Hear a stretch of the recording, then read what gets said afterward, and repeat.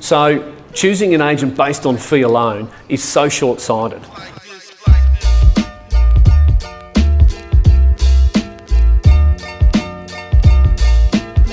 Whoa, okay, so big statement. I'm going to see if I can back it up for you. Too often we hear landlords and investors deciding on which agent or agency they're going to use based on the fee and not based on their skill or their experience or even their track record.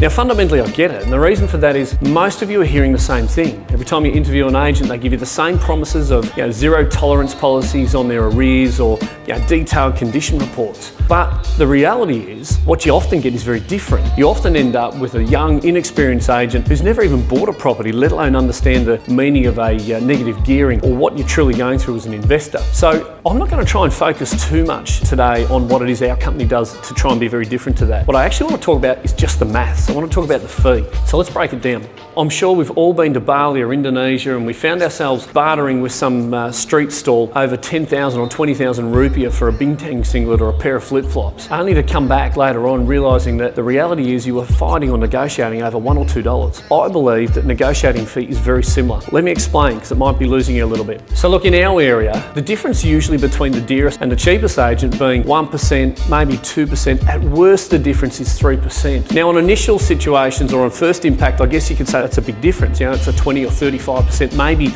higher fee. But I just want to break it down for you and actually look at what we're really talking about. So in our area, we have a median house or rental price of about $350 a week. Now a 2% variance in management fee at that level equates really to only about $360 odd in management fee. So $360 in the year difference between maybe the dearest and the cheapest agent. But it gets even better than that. That difference is tax deductible. So if I actually took an average or assumed that your taxation rate was about 34.5%, the actual out-of-pocket expense that you as an investor or landlord is only about $238, or better, it's about $4.50 a week. So I guess my point is this: would you really risk an investment property that's worth hundreds of thousands of dollars for the sake of just a few dollars a week? I don't think the majority of you would. So we'll save whether we're the better agency or who's the better agency or how to choose a better agency for another session. But right now, I just want you to understand that you shouldn't be choosing an agency based on their fee alone, because the actual difference when you break it down is very, very little. What you should be doing is choosing an agent based on their skill. So I want you to get you out of the mind of asking what your fee is, and I want you to start asking better questions when you're interviewing a property manager. Questions like, how long, what's the average time that your property managers have worked for you? Because we all know how frustrating it is when a property manager leaves every 6 months. Or better yet, what training does your company do to ensure that the property manager that's looking after my property is absolutely equipped to handle any of the situations or legislative changes? Or maybe even better, or the best question yet, is what systems or what contingency plans or processes does your company have in place